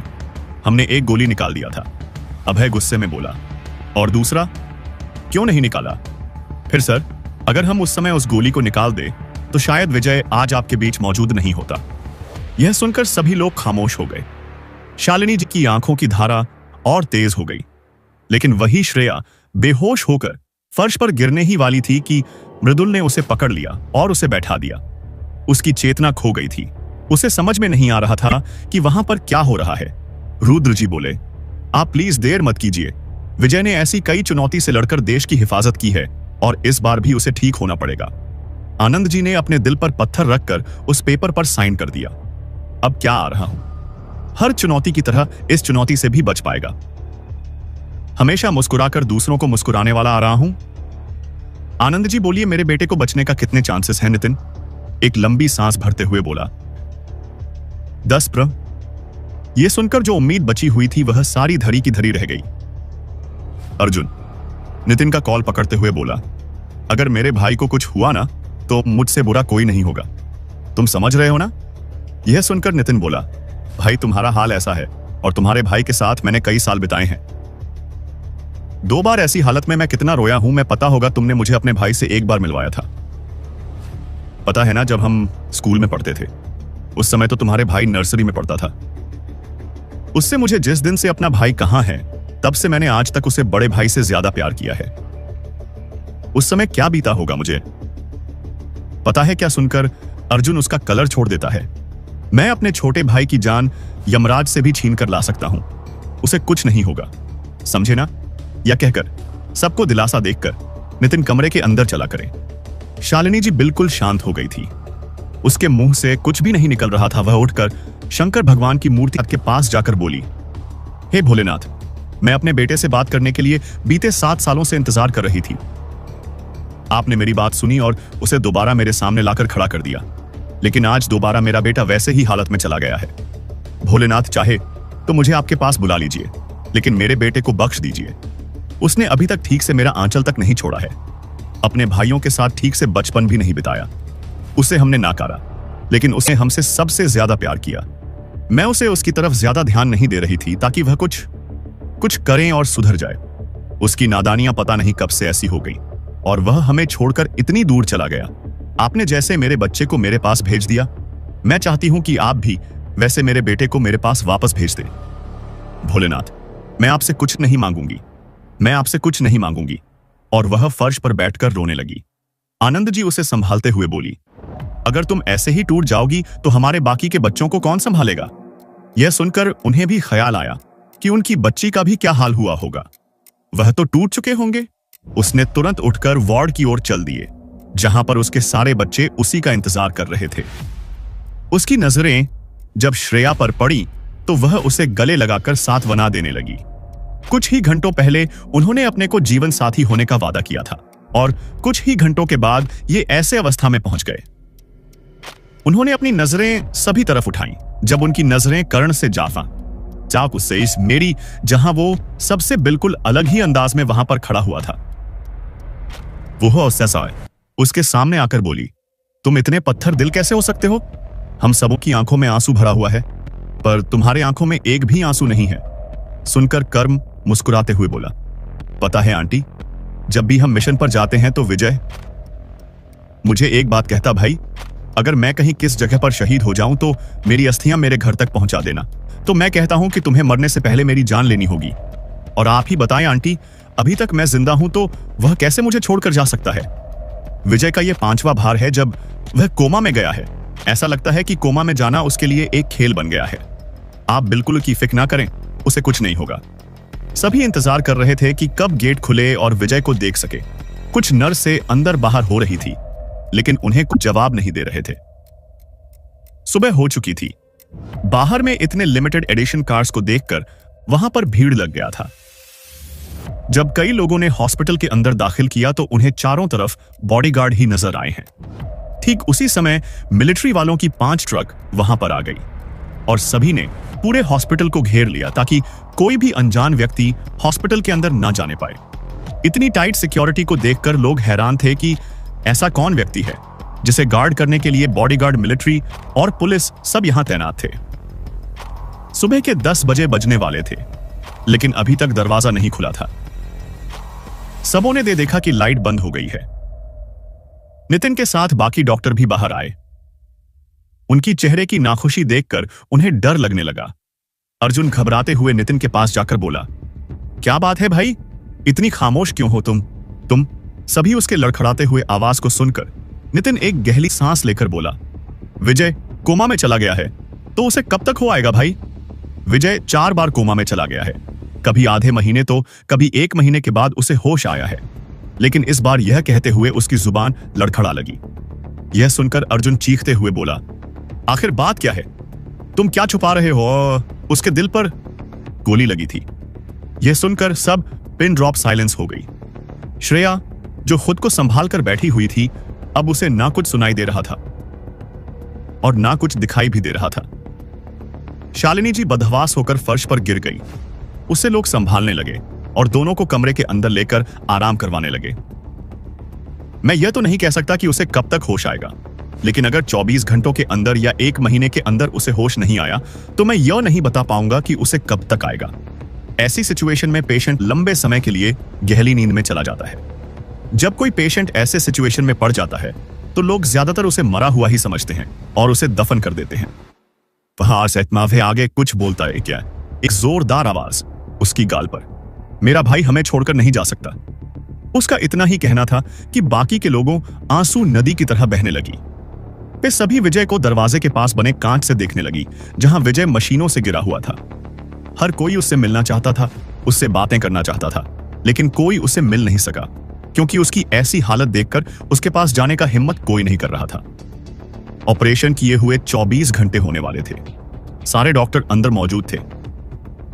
उन्हें ने मशीन की ओर देखकर रिपोर्ट तैयार करने लगे और बोली, अगर ईश्वर की दुआ हो तो क्या इंसान मौत पर भी विजय पा सकता है? बाकियों की हाल लेलाओ देखकर अर्जुन ने सभी को घर भेज दिया था। वैसे भी घर नहीं जाना चाहते थे, लेकिन अर्जुन के रिक्विजिट करने के बाद वे सभी लोग सिम्बो बॉय मेंशन की ओर चले गए। आज उस घर पर एक खुशी भरा माहौल होना चाहिए था, जहां एक नई दुल्हन घर प्रवेश करके घर वालों के लिए खुशियां लाती, लेकिन यहां पर माहौल ही कुछ अलग था। डॉक्टर्स की सारी टीमों को बाहर आते देख अर्जुन बोला, क्या हुआ डॉक्टर, सब ठीक है ना? यह सुनकर नितिन सामने आकर बोला, सॉरी भाई। अर्जुन उसकी ओर घूमकर बोला, क्या मतलब यह कि विजय अब भी विजिटर स्टेज पर है? यह सुनकर अर्जुन के पैरों तले जमीन खिसक गया। नितिन बोला, अब उसे कब होश में आएगा? हम कुछ नहीं बता सकते, चाहे 1 साल या 20 साल। अर्जुन की आंखों पर अंधेरा छाने लगा। अभय तुरंत उसे संभालकर चेयर पर बैठा दिया। अर्जुन खुद को रोकते हुए भी अपने आंसुओं को रोक नहीं सका और फूट फूट कर रोने लगा। सभी डॉक्टर्स वहां से चले गए। बस नितिन और नैना उन दोनों के पास रहकर उन्हें संभालने लगे। 1 हफ्ते के बाद तुम उसे घर पर ही रखकर ट्रीटमेंट दे सकते हो। अभय ने अपना सर हां पर हिलाया। जब पूरे परिवार वालों को इस खबर के बारे में पता चला, मानो उनकी दुनिया ही उजड़ गई है। वाह बेटा, जो कई सालों से घर नहीं लौटा और आज उसकी ऐसी हालत है कि उसके पास रहकर भी वे उसे छू नहीं सकते। 1 हफ्ते के बाद विजय को घर से ही ट्रीटमेंट देने की छुट्टी मिल गई थी और उसे उसके कमरे में शिफ्ट कर दिया गया था। वरुण ने भी अपना ट्रांसफर इसी शहर में रहकर अपने भैया की देखभाल करने का जिम्मा उठाया। रूद जी भी मन मारकर भी यहां से जा नहीं पाए और वहीं पर रहने लगे। श्रेया की बिगड़ती सेहत को देखकर महाजन जी उन्हें वापस से राजस्थान ले गए ताकि उसे रिकवर होने का मौका मिले। सब कुछ अपने आप चलने लगा और समय बीते गया। हर कोई अपने अपने कामों में जाने लगा और काम की बात आ, राव के पास रहकर अपना समय बिताता था। महीना बीत चुका था, लेकिन विजय के शरीर में कुछ हलचल नहीं हुआ था। विदेशों से कई सारे स्पेशलिस्ट डॉक्टर को बुलाया गया था, उन्होंने भी अपना हाथ खड़े कर दिया था। अब सिर्फ भगवान पर भरोसा किया जा सकता है और किसी पर नहीं। कारण आधी रात को 12 बजे विजय की बेड के पास गया और उसने उसके हाथों पर एक चाकू रख दिया और उसके सामने एक केक रख दिया और खुद से ही बुझाकर विजय के मुंह पर छोटी सी टुकड़ा मुंह में लगाकर उसे खा लिया और बोला, हैप्पी बर्थडे मेरे भाई, जल्दी से ठीक हो जाना। उसने वहां पर अपना गिफ्ट रख दिया और सोफे पर जाकर वहीं पर लेट गया। सुबह नैना वहां पर पहुंची और एक लाल कलर की बॉक्स को देखकर उसके पास गई, जहां पर लिखा हुआ था, हैप्पी बर्थडे मेरे भाई। यह देखकर उसे समझने में देर नहीं लगी कि आज विजय का बर्थडे है। उसने भी उसे गिफ्ट के तौर पर उसके माथे पर चुम्बन रखकर बोली, जल्दी से ठीक हो जाना देवर जी। यह कहकर मुस्कुराने लगी, पर उसने कुछ नोटिस किया कि मीटर पर कुछ लाइनें दिखाई देनी पड़ी। तभी अचानक से विजय किस्से उखड़ने लगी। उसे तुरंत चेक करके देखने लगा। जितने भी डॉक्टर वहां पर मौजूद थे सब आ गए और विजय को चेक करने लगी। परिवार वाले भी वहां आकर खड़े हो गए और विजय को देखने लगे कि आखिर क्या हो रहा है। थोड़ी देर बाद विजय फिर से शांत हो गया। यहां देखकर डॉक्टरों ने एक चैन की सांस लिया। उसने सभी डॉक्टर की ओर देखकर कहा, अगर इंसान हो तो इसका जैसा मौत को भी छूकर वापस आ गया है। कर्ण, जो वहीं पर सोया हुआ था, उसने देखा तो उनसे पूछने लगा कि क्या बात है। नितिन ने उसे गले लगा लिया और कहा, चलो बताता हूं। यह कहकर वे सभी कमरे से बाहर की ओर चले गए। सबकी परेशान भरी चेहरे को देखकर नितिन मुस्कुराते हुए बोला, विजय आप विजिट स्टेज से बाहर आ चुका है। अगर ऐसा ही चलता रहा तो उसे 1 महीने के अंदर में वहां सकता है। यह सुनकर सभी की चेहरे पर मुस्कान दौड़ पड़ी। सब एक दूसरे को गले लगा लिया और वे सभी विजय को देखने के लिए अंदर चले गए, जहां पर पहले से एक रेड बॉक्स, उसके ऊपर गुलाब का फूल लगा हुआ था। या देखकर अतुल बोला, यहां पर यह किसका है? रात को मैं लाया था। विजय के लिए यह सुनकर सभी लोग उसकी ओर देखने लगे और सब सवालिया नजरों से कुछ बोलते। उससे पहले ही करण बोल पड़ा, आप लोगों को पता नहीं है क्या, आज विजय बर्थडे। यह सुनकर शालिनी जी अपने माथे पर हाथ रखकर बोली, मैं तो भूल ही गई थी, कि आज मेरे लाल का जन्मदिन है और आज ही इसे विजिटिंग स्टेट से बाहर आया है। हमें खुशी है और आज हम इस खुशी को सेलिब्रेट जरूर करेंगे। क्या सुनकर सभी ने मुस्कुराने लगे। शाम को आरावली हुई थी। आज विजय का जन्मदिन मनाया जा रहा था। कर्ण मुस्कुरा रहा था क्योंकि उसे पता था कि इससे पहले विजय का जन्मदिन इस घर पर नहीं मनाया गया है। वह तो उसके जन्मदिन पर कश्मीर पर आतंकवादियों को मारने के लिए निकल जाते थे, जैसे कि शिकार पर निकले हैं। डॉक्टर नैना विजय के पास आकर उसे दोबारा से एनालाइज करने लगी। हार्ट बीट अब बिल्कुल ठीक चल रही है। इसका मतलब यह है कि यह कभी भी होश में आ सकता है। अभी हम इसका पूरा ख्याल रखना होगा। आनंद जी बोले। जी डॉक्टर साहिबा, हम पूरी ध्यान रखेंगे हमारे बच्चे का। यह सुनकर सभी लोग हंसने लगे। शालिनी जी करण के पास आकर बोली, बेटा एक बात बता, जब विजय तुम्हारे साथ कश्मीर में रहता था तो उसका जन्मदिन तुम सब कैसे बनाते थे? आज हम उसी प्रकार से उसका जन्मदिन मनाएंगे। यह सुनकर कर्ण हंसने लगा और बोला, आंटी जी आप जैसा बर्थडे हम विजय का कश्मीर में बनाते थे, वैसे यहां पर बनाना यह थोड़ा मुश्किल है। क्या वजह है? सुनकर सभी लोग उसकी ओर घूर कर देखने लगे। कर्ण बोला, दरअसल हम उसका जन्मदिन आने पर वह मुझे कश्मीर की खतरनाक वादियों में घुमाने के लिए ले जाता था। शिकार करने क्या वहां पर इजाजत है? शिकार करने का अतुल की यह बेखुदी आवाज सुनकर कर्ण जोर जोर से हंसने लगा और बोला, शिकार का मतलब जानवरों का शिकार नहीं, इंसानों का। यह सुनकर सभी अपनी बड़ी बड़ी आंखें फैलाकर कर्ण की ओर देखने लगी। दरअसल मैंने विजय को गिफ्ट में एक आतंकवादी का डेड बॉडी मांगा था, तो उसने मुझे अपने साथ लेकर अकेले ही आतंकवादियों की एक टैंक पर धावा बोल दिया था और उसने सारे आतंकवादियों को मार दिया था। उसने कहा, मेरे भाई तुम्हारे लिए एक क्या इस टाइम सब आतंकवादियों को मारकर तुम्हारे सामने डाल दूंगा। तुम्हारे जन्मदिन ऊपर क्यों मंजूर है ना? यहां सुनकर सभी लोग बहुचक्के होकर विजय की ओर देखने लगी। तभी पीछे से वरुण आकर बोला, अरे मेरा तो इंतजार करते हैं। सभी लोग उसकी ओर देखने लगे जहां पर वरुण एक आईपीएस का वर्दी पहनकर वहां पर आया था। वे सभी बोले, आओ आओ, तुम्हारा ही इंतजार था, अभी तक हमने केक नहीं काटा है क्या? सुनकर उसने कहा, यह बढ़िया बात कही है आपने। मैडम जी ज्यादा उछल मत समझे, मैं उछल कहां रहा हूं। आज विजय भैया का बर्थडे है, सेलिब्रेट करेंगे। और क्या आज मिस्टर और मिसेस सिन्मोबे का मैरिज एनिवर्सरी है। सभी लोग पू के लिए सुबह 4 बजे अपने पुरखों के मंदिर के पास चले गए थे। अराव के पास इस वक्त कोई नहीं था जिसे विजय की देखभाल करने के लिए रखा गया था। वह इस वक्त कमरे से बाहर निकाल कर आया था। घर में इस वक्त कुछ नौकर ही मौजूद थे। एक अंगड़ाई लेते हुए उठा। उसे लगा कि वो अगले दिन ही जैसा उठा है। उसकी आंखें घिरे घिरे खुलने लगी और वाइफ सोल बेड पर बैठ गया। बाथरूम में जाकर फ्रेश होकर घिरे घिरे करके सीढ़ियों से उतरने लगा। उसने एक नौकर को आवाज दिया, सिकोविस। उसे देखकर नौकर की आंखें फैल गया और वह दौड़कर उसके पास जाकर बोला, जी सर, मेरा मुंह तीखा तीखा लग रहा है, जरा मेरे लिए कॉफी बना देना, और हाँ थर्मल से लेकर कराना। ठीक है सर। वो गार्डन में जाकर बैठ गया और आकाश की ओर देखने लगा जहां मौसम सुहाना दिखाई दे रहा था। सर ये लीजिए coffee. Thank you, welcome. Sir तुम्हें गाड़ी चलाने आती है? जी हाँ सर। चलो फिर मौसम सुहाना है, घूम कर आते हैं। जी सर, नौकर मुस्कुराते हुए बोला। फिर वे दोनों समुद्र किनारे चले गए घुमाने के लिए। साजी ने सिंह वो बाय मेंशन में जैसे ही केयर टेका अराव के कमरे में आया, विजय को ना देखकर परेशान होने लगा। उसने इमरजेंसी बटन दबा दिया, जिसके कारण सारे सिक्योरिटी गार्ड्स विजय के कमरे की ओर दौड़ते हुए चले। पूरे मेंशन में भगदड़ मच गया था।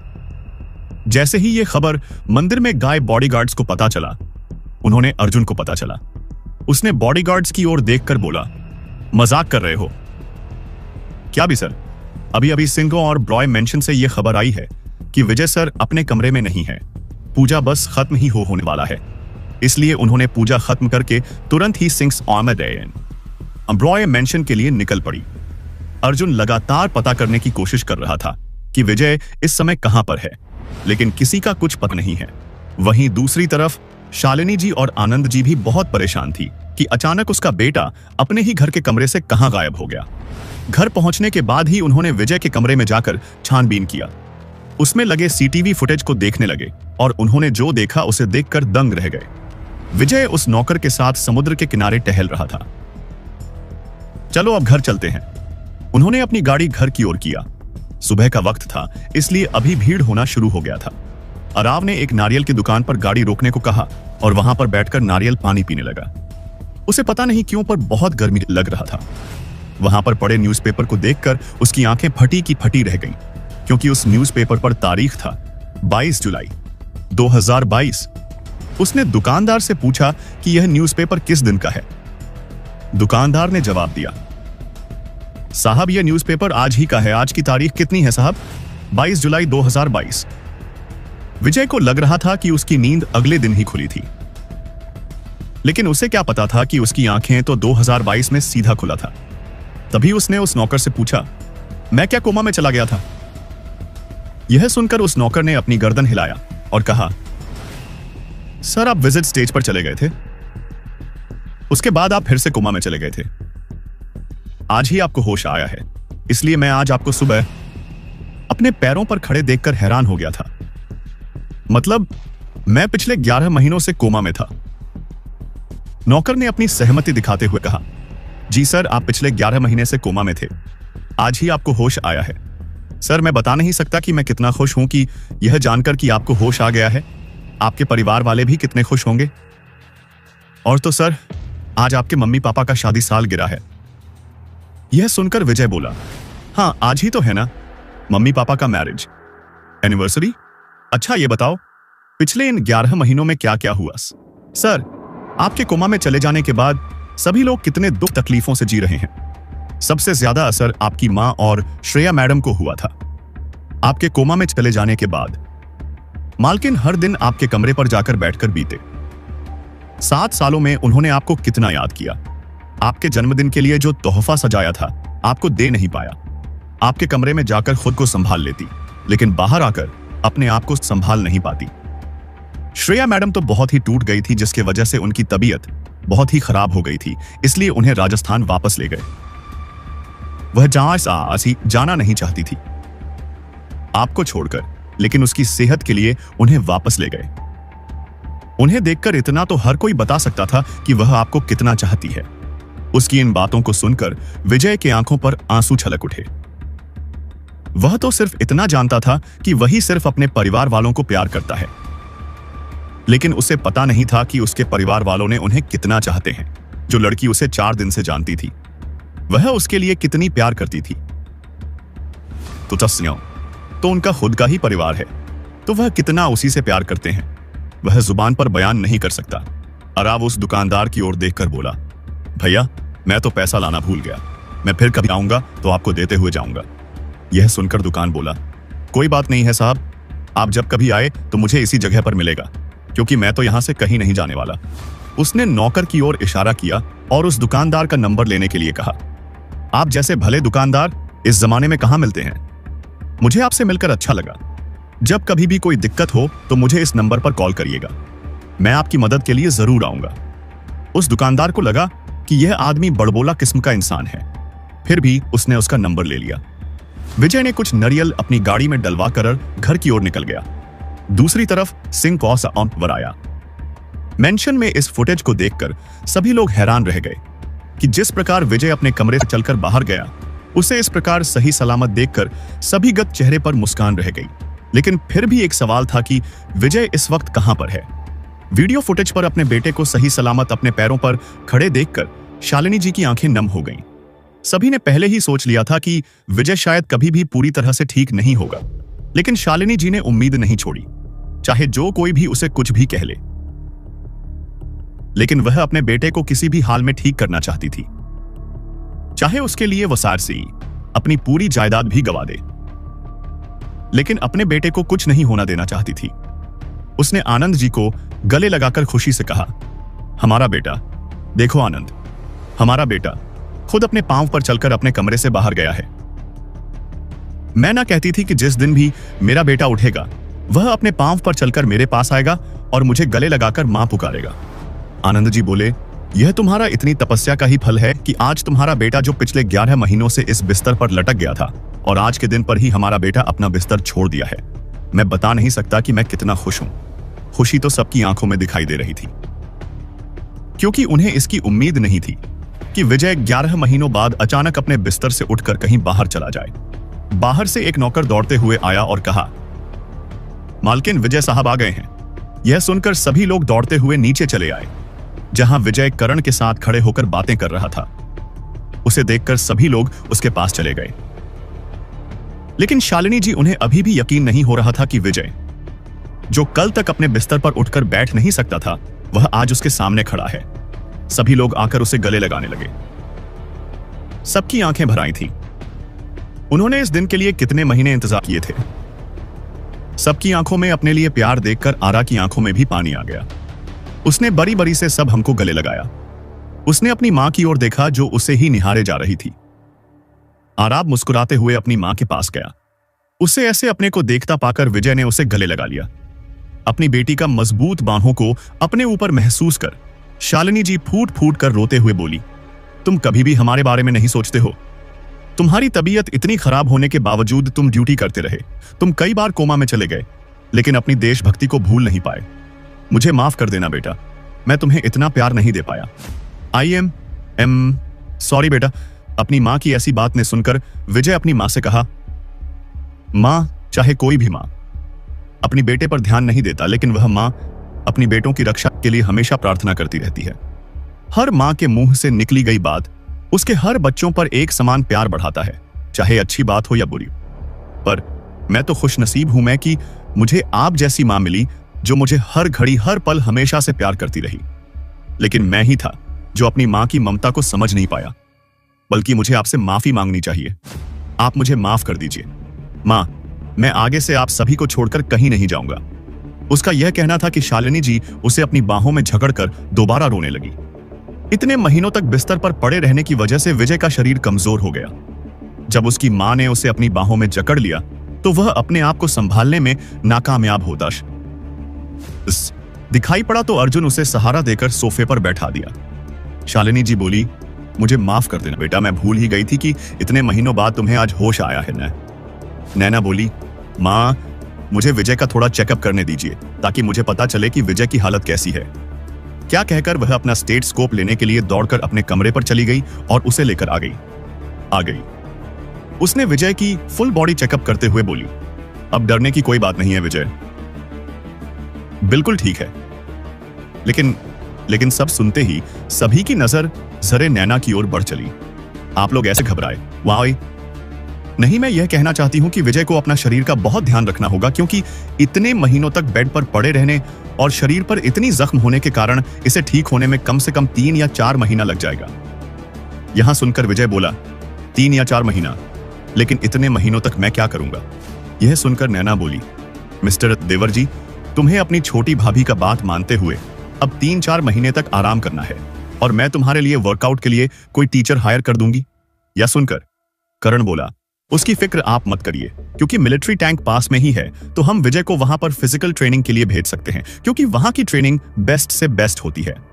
यहां सुनकर शालिनी जी बोली, उसकी कोई जरूरत नहीं है। मेरा बेटा अब घर में ही रहेगा और यहीं पर रहकर अपनी फिजिकल ट्रेनिंग पूरा करेगा। मिलिट्री में जाने की अब कोई जरूरत नहीं है। बहुत हो गया मिलिट्री में काम करना, अब तुम हमारे साथ ही रहोगी। शालिनी जी आगे कुछ बोलती, उससे पहले विजय बोला, पता है ना, हर मां चाहती है कि उसका बेटा देश की सेवा करके अपनी मां के पास ही रहे। लेकिन पता है, मैं आपको, जो बेटा देश के लिए शहीद हो जाता है ना, वह मरकर भी जीवित रहता है, लेकिन जो कायरों की तरह अपने मकसद से भाग जाता है, वह इंसान देशद्रोही कहलाता है। इसमें देशद्रोही कर लेना क्या बात है बेटा। तुम री हालत देखो, अभी तुम बिल्कुल भी ठीक नहीं हो। जब तक तुम ठीक नहीं हो जाते, तब तक तुम्हारी छुट्टी रहेगी। मैं तुम्हारी सर से बात कर लूंगी। करण बोला, उसकी कोई जरूरत नहीं है माताजी, क्योंकि मैंने कर्नल सबसे बात कर लिया है, उन्होंने भी हां कह दिया है। या सुनकर विजय उसकी ओर घूर कर देखने लगा और बोला, क्या बात है, आजकल तुम ज्यादा ही बोलने लगे हो, पहले तो ऐसे नहीं थे। अभी मैं हूं ना इसके साथ। पीछे से रागनी उसकी बाहों पर वाहे डालते हुए बोली, अच्छा तो यह बात है। यह बात क्या है, हमारी सगाई हो चुकी है, अब कौन रोक सकता है हमें। यह सुनकर विजय श्रेया को सोचते हुए बोला, मां श्रेया। सुनते ही शालिनी जी बोली, वह अभी जयपुर में है। जयपुर में? हाँ बेटा, जब तुम्हारे बड़े भाई की शादी में तुम बेहोश हो गए थे, उसके बाद हमने तुम्हें हॉस्पिटल में एडमिट किया। जब पता चला कि तुम विजिट स्टेज पर चले गए हो, तब से वह बहुत ही टूट गई है। उसकी तबीयत दिन बदन खराब हो रही थी, इसलिए हमने उसे वापस जयपुर भेज दिया है। पर अब उसकी तबीयत बिल्कुल ठीक है।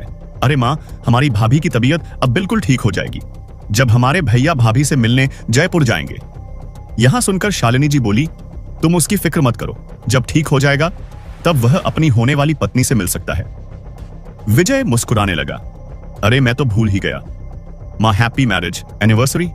यह सुनकर शालिनी जी और आनंद जी दोनों ही एक साथ बोले, थैंक यू सो मच बेटा। तो लेडीज एंड जेंटलमैन, आज हमारे चाचा चाची की शादी, सालगिरह और विजय भैया का कोमा से बाहर आ जाने की खुशी में मैं अतुल आज एक पार्टी रखने वाला हूं। ज्यादा बड़ा पार्टी नहीं, बल्कि हम छोटा सा ही पार्टी मनाएंगे, क्योंकि अभी विजय भैया का तबीयत पूरी तरह से ठीक नहीं हुआ है, इसलिए एक छोटी सी पार्टी हम घर पर ही मनाएंगे। हां, सुनकर सभी ने अपना सहमति दी। आ रहा हूं। अपने कमरे पर बैठकर श्रेया के बारे में सोच रहा था। उसने एक न्यूज़पेपर उठाकर देखा जहां पर श्रेया की तस्वीर छपी हुई थी, जिस पर लिखा हुआ था महाजन इंडस्ट्रीज का नई वाइस प्रेसिडेंट, जिन्होंने अपने बलबूते पर और अपने खर्चों पर 1000 बच्चों का भविष्य संवारने के लिए उन्हें गोद लिया है। यह खबरें सुनकर विजय मुस्कुराते हुए बोला, मेरी छुई हुई राजकुमारी, मैं जल्दी तुमसे मिलने आऊंगा। मैं आई कम। इन सर बाहर से कर्ण की आवाज है। अरे कर्ण, कब से तुम मुझे सर बुलाना शुरू कर दिए? क्या करें भाई, उसने उबासी लेते हुए कहा। जब से रागिनी मेरे जिंदगी में आई है, अब से सब कुछ बदल गया है। उसके पापा मिस्टर सिन्हा मुझे कहीं ना कहीं पर लेकर चले जाते हैं। मीटिंग पर मैं जाना नहीं चाहता, लेकिन वह कहते कि अब तुम सिन्हा खानदान के दामाद हो, तुम्हें इस सब में शरीफ होना ही पड़ेगा। अब तू ही बता। मैं दुविधा में पड़ गया हूं। विजय मुस्कुराते हुए बोला, अच्छा है, कोई तो तुम्हें कंट्रोल कर सकता, नहीं तो मैं ही करता था तुम्हें। अरे यार, वह सब तो ठीक था, लेकिन हमारे सिर्फ सगाई हुई है, तो हर लड़का लड़की सगाई होने के बाद एक साथ नहीं रहते हैं। लेकिन यहां पर तो उल्टा ही हो गया। जिस दिन से तुम कोमा में चले गए, अगले दिन ही रागिनी अपनी सामान बांधकर यहां पर शिफ्ट हो गया। वरुण और अर्पिता भी एक साथ शिफ्ट हो गए। नैना भाभी तो डॉक्टर हैं और तुम्हारा ख्याल रखने के लिए यहां पर रहते थे। वह चल सकता था, लेकिन इन प्यार की पंछियों ने तो हद ही कर दिया। आज जब मैं बाहर गया था तो मैंने कुछ नोटिस किया कि कई मिलिट्री वाले शहीद हो गए। यहां सुनकर करण बोला, हां भाई, जब से तुम कोमा में गए हो, पता नहीं, जब ये खबर बाहर लीक हुआ तब से आतंकवादियों का भारत में को घुसना, मानव आस पड़ोस का लोग अपने सहेली से मिलने आ रहे हैं, ऐसा हो गया है। और तो और कुछ दिन पहले ही मुंबई शहर पर एक बम ब्लास्ट हुआ।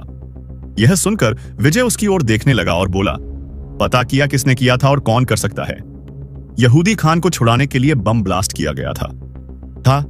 अच्छा करण, मेरे कोमा में जाने के बाद क्या क्या हुआ? अरे भाई, उसे जानकर क्या करोगी? तुम बस अभी परिवार वाले खुश हैं, इसी में खुश रहो। करण को कुछ छुपाता देखकर विजय उससे कहा, यह मत बोलो कि मैं तुमसे अभी भी सीनियर हूं। इसी के नाते तुम मुझे बता सकते हो कि पिछले 11 महीनों में क्या क्या घटना घटी।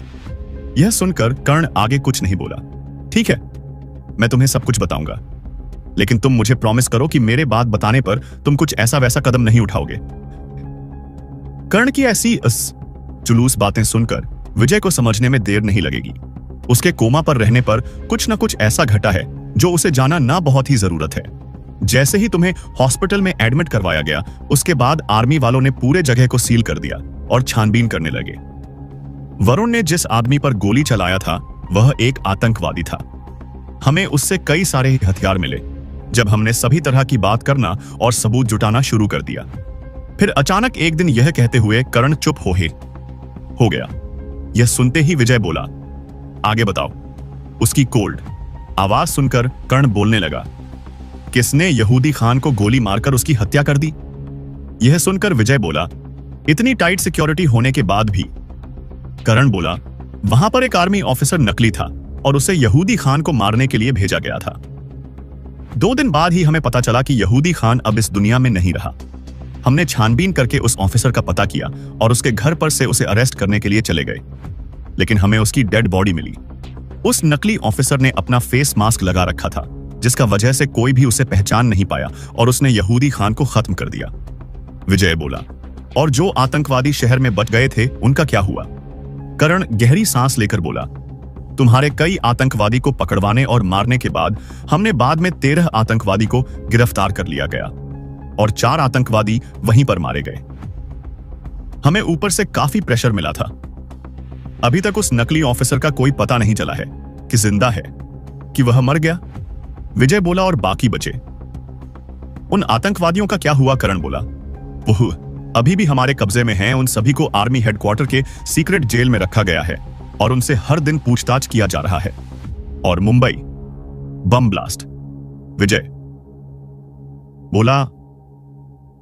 करण बोला, मुंबई बम ब्लास्ट उनका एक प्लान था और उन्होंने यह मैसेज छोड़ा कि अगर हम उनके साथियों को नहीं छोड़ेंगे तो हम और भी मासूम लोगों की जान ले लेंगे। इसलिए भारत सरकार ने उन आतंकवादियों को जिंदा छोड़ दिया क्योंकि उन्होंने एक स्कूल की 38 बच्चों की हत्या कर दी। उन्होंने हमें वार्निंग दिया था कि अगर हम उनके साथियों को नहीं छोड़ते हैं तो और भी बच्चे आरएजी से मारे जाएंगे, लेकिन बड़े ऑफिस मान नहीं रहे थे। इसीलिए उन लोगों ने कई स्कूल बच्चियों के साथ गलत किया और उन बच्चों को जान से मारकर नीचे फेंक दिए।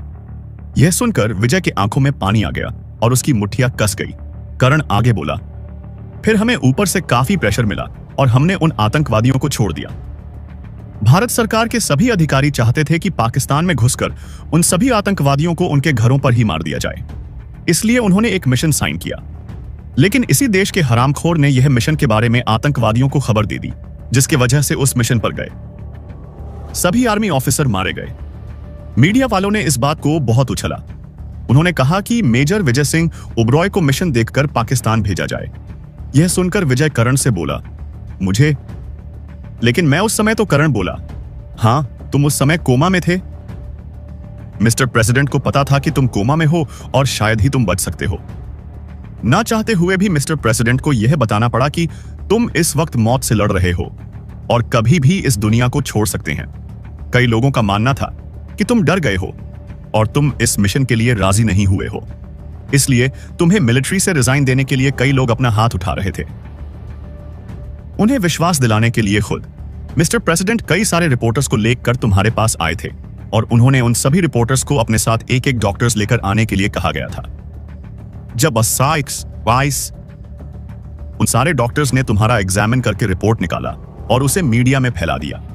जब लोगों ने देखा कि तुम्हारी हालत अब ऐसी है कि तुम मरने की कगार पर आ गए हो, तो यह देखकर उन लोगों को गिल्टी महसूस हुआ, लेकिन इसका फायदा आतंकवादियों ने उठाया और इसके आगे करण कुछ बोल नहीं सका। फिर एक लंबी सांस लेकर बोला, पता है भाई, जिस दिन से उन लोगों ने उन मासूम बच्चियों के साथ दुष्कर्म किया, उस दिन से ही मुझे आतंकवादियों से इतना नफरत हो गया है कि जिस दिन में उन आतंकवादी को मदद करने वालों का पता चला, तो मैं उस दिन उस इंसान को वहीं पर बंदूक की सारी गोलियां उतार दूंगा। यह सुनकर विजय कुछ नहीं बोला। उसने कहा, ठीक है, चलो, मैंने आते वक्त नारियल लेकर आया था, चलो उसे छीनकर नारियल पानी पीते हैं। विजय की बातों को सुनकर कर्ण आबा आकर विजय की ओर देखकर बोला, तुम्हें कुछ महसूस नहीं हो रहा है? उन मासूम बच्चियों की जान उन कुत्तों ने नोच नोच कर ले लिया और तुम इतना शांत कैसे बैठ सकते हो? विजय मुस्कुराते हुए बोला, पता है, कर्ण गुस्से में लिया गया। हर फैसला मौत को छूकर ही आता है। हमें उन आतंकवादियों से जलने से पहले उन लोगों को इस भारत मां से छुटकारा दिलाना है जो उन नापाक लोगों का मदद करते हैं, उनकी हर जगह पर, हर कर्मों पर उन्हें साथ देते हैं। तुम्हें क्या लगता है वो सभी आसानी से भारत में घुस जाते हैं और तबाह करके आराम से खुशी खुशी निकल जाते हैं?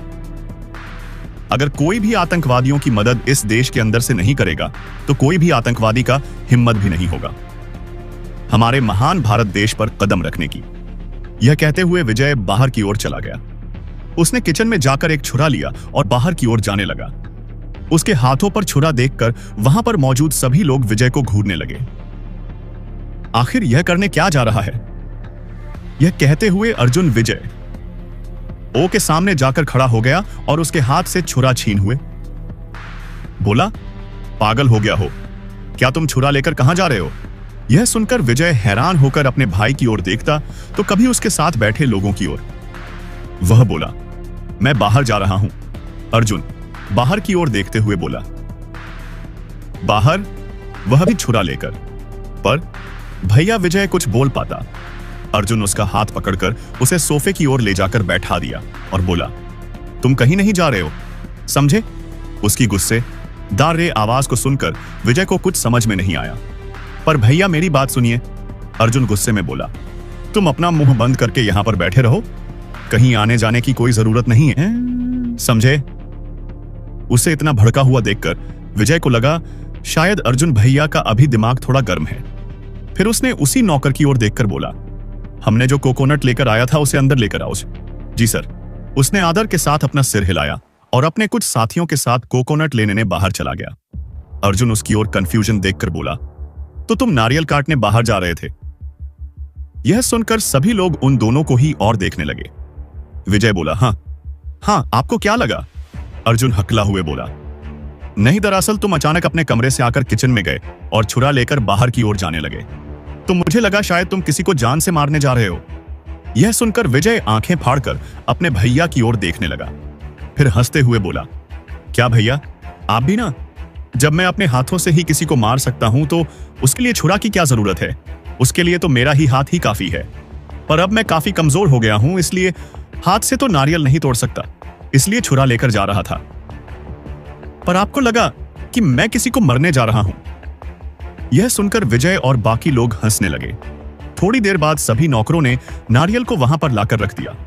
वरुण बोला, ठीक है भाई, बहुत दिन हो गया है, वैसे भी दिन भर इधर से उधर घूमकर मेरे बाजू में दर्द होता है। यह कहते हुए वरुण अर्जुन भैया से छुरा लेकर नारियल काटने लगा। उसने विजय को देते हुए कहा, लीजिए भैया, सबसे ज्यादा आप ही को ही इसका जरूरत है, क्योंकि इसका अंदर का पानी फिल्टर वाटर से भी ज्यादा पयो और मीठा है। नारियल पानी पीने के बाद इसके अंदर का फल भी खाया जाएगा, इसलिए कोई भी इधर उधर कोई नहीं फेंके ताकि हम इसे खा सके। ठीक है। सभी एंजॉय करते हुए नारियल पानी पी रहे थे, लेकिन विजय का दिमाग में कुछ और ही चल रहा था। आतंकवादियों का इतनी गिरी हुई हरकतें को जानकर विजय अब कौन सा कदम उठाएगा? शाम को छोटी सी पार्टी रखी गई जिसमें घर वालों और 12 मेहमानों के सिवाय कोई और नहीं था।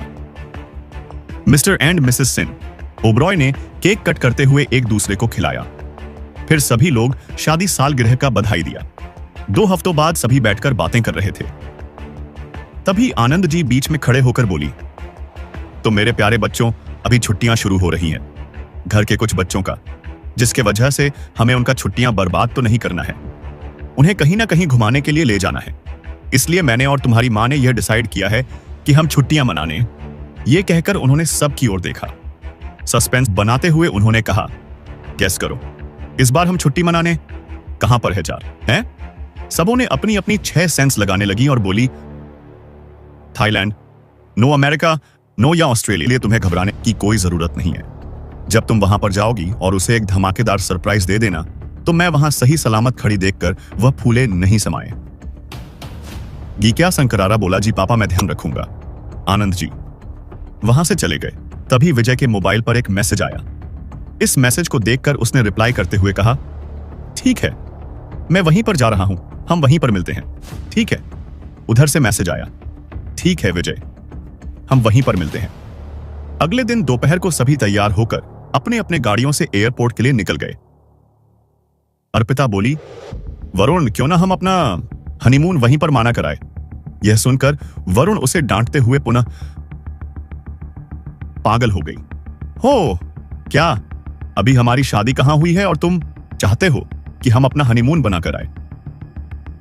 दिमाग तो ठीक है। जब पूर्वी जी ने वरुण को अर्पिता को धमकाते हुए देखा तो उसे बुरा लगा, लेकिन अपनी बेटी की आंखों में आंसू देखे करर वह अपने आप को रोक नहीं पाए और वरुण की सामने जाकर गोरी, क्या बात है, तुम मेरे बच्ची को क्यों डांट रहे हो? अब उसने क्या कर दिया है वरुण? मैं तुम्हें कुछ दिनों से नोटिस कर रही हूं। तुम मेरे बच्ची को डांटते क्यों रहते हो? वैसे नहीं तो तुम लोगों का रिश्ता ज्यादा दिनों तक नहीं टिकेगा। अगर पार्टनर ठीक ना हो तो रिश्ते आगे नहीं ज्यादा टिकते हैं।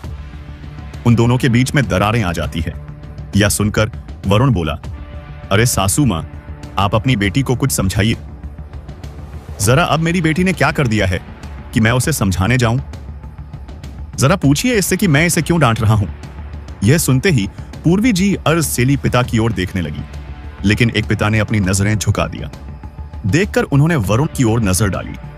वरुण बोला, सासू मां, आपकी बेटी चाहती है कि हम जयपुर में अपना हनीमून माना कराए। क्या सुनते ही पूर्वी जी की आंखें फैल गईं और वही अर्पिता जो वरुण को भाव चक्की होकर देख रहा था, उसने मन में बोला, ये डफर ऐसी बातें बिना सोचे कौन बक देता है, बिल्कुल भी अक नहीं है। और देखो ये किसके सामने बोल रहा है, वह भी मेरे मम्मी के सामने। पता नहीं अब मेरी मम्मी क्या सोचती थी, मरे बारे। और सासू मां, आपने कहा कि मैं उसे कुछ दिनों पहले भी डांटा था ना, तो पूछिए मैंने क्यों डांटा था? क्यों? क्योंकि आपकी बेटी चाहती थी कि हम चोरी छुपे शादी कर ले। उसका यह कहना था। अर्पिता उसके मुंह पर हाथ रखकर बोली, किसके सामने ने कैसे बात करते हैं, तुम्हें तमीज नहीं आई क्या? अपना मुंह बंद रखो। लेकिन उससे पहले पूर्व अर्पिता की हाथ पकड़कर बोली, तुम कुछ ज्यादा ही फास्ट नहीं हो रही हो, कंट्रोल में रहो। समझी, अभी तुम किसी और की अमानत हो चुकी है बेटा, तुम्हें इसके बारे में कुछ सोचना चाहिए। अभी तुम बच्ची हो, तुम्हें इसके बारे में कुछ पता नहीं है। अर्पिता फटाक से बोली, नहीं मां, ये बच्ची नहीं रही। देखो मैं अब किसी की होने वाली बीवी हूं। हाँ मालूम है तुम किसी की होने वाली बीवी हो, लेकिन फिर भी तुम अभी एक बच्ची ही हो। तभी वरुण बोला, अगर इस बार तुमने अपनी ग्रेजुएशन ठीक से पूरा नहीं किया तो मैं तुमसे शादी नहीं करूंगा। यह सुनकर अर्पिता ने उसे घोर कर देखा और उसके दोनों कॉलर को पकड़ते हुए बोली, अगर ऐसा सोचा भी ना कि तुम किसी और से शादी करोगे तो मैं उस लड़की को जान से मार दूंगी। यहां कहकर वह वहां से चली गई। अरे अरे मेरी लाडो, रुक जाओ, माफ कर दो मुझे। यह कहते हुए वह अर्पिता के पीछे भागने लगा। अर्णव जी बोले, अब तक तुम अपने दामाद को नहीं समझे हो। पूर्वी यह सुनकर पूर्व अपने पति की ओर देखकर बोली, क्या मतलब? जब तुम उन दोनों का प्यार देखोगे ना तो तुम्हें ही सब कुछ मच जाएगा। जरा उधर नजर दौड़ा। इतना सुनकर उन्होंने उस तरफ देखा जहां पर वरुण ने अर्पिता को अपने कंधों पर उठाकर फ्लाइट चढ़ावाने के लिए ले जा रहा था। मैं कभी भी अपने दामाद को नहीं समझ पाऊंगी, यह कहकर वह मंद मंद मुस्कुराने लगी। सब अपने साथी के साथ जाकर बैठ गए। विजय बोला, मैं अभी फ्लाइट चढ़ने वाला हूं, तुम्हें 1 बजे रात को मैसेज करूंगा, तुम ठीक उसके बाद अपना काम करना शुरू कर देना। ठीक है, ठीक है। सभी के फ्लाइट में बैठ जाने के बाद सभी लोग जयपुर राजस्थान के लिए रवाना हो गए।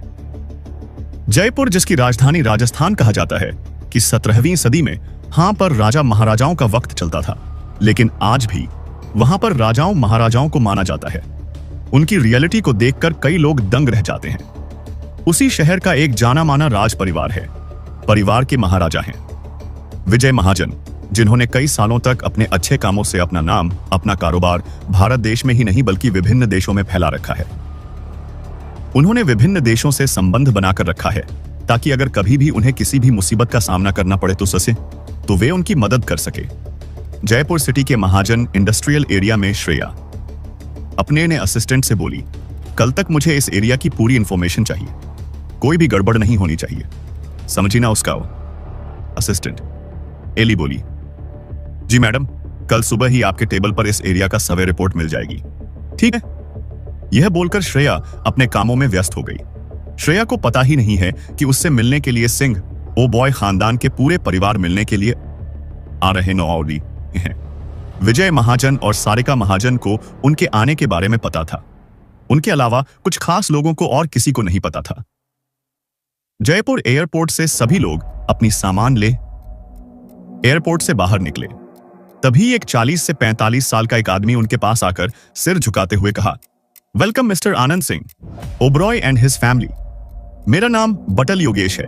यह सुनकर आनंद जी बोले, हमें विजय महाजन जी ने बताया था कि आप हमें लेने के लिए आ रहे हैं। बटल मुस्कुराते हुए अपना सिर हिलाया और सबका सामान गाड़ियों में डाल दिया। सभी लोग गाड़ी के अंदर बैठ गए। एयरपोर्ट पर खड़े लोगों की नजरें उन्हीं पर थी, क्योंकि ऐसा खास होता है कि जब जयपुर का राज परिवार के लोग किसी को लेने के लिए एयरपोर्ट पर आते हैं, वह सब भी उन लोगों को घूर घूर कर देख रहे थे जो उनके गाड़ियों में बैठकर वहां से जा रहे थे। तभी बटल विजय के पास आकर बोला, सर ने कहा है कि आप श्रेया मैडम से मिलना चाहते हैं। फिर उसने मुस्कुराते हुए एक गाड़ी की चाबी विजय को देखकर कहा, यह लीजिए सर, मैंने किसी को खबर लगने नहीं दिया है कि आप यहां आ चुके हैं, इसलिए चिंता करने की कोई जरूरत नहीं है। कोई भी आपको मैडम की कंपनी में नहीं पहचाने, इसलिए आप बेफिक्र होकर वहां पर जा सकते हैं। बटल की बातों को सुनकर विजय बोला, क्या तुम्हारे मैडम को भी पता नहीं है? बटल ने अपनी गर्दन ना में हिलाते हुए बोला, जी सर, मैडम को भी इस बारे में कुछ पता नहीं है। ठीक है। फिर यह कहकर उसने अपने पापा के पास जाकर बोला, पापा मैं श्रेया से मिलकर आता हूं। यह सुनकर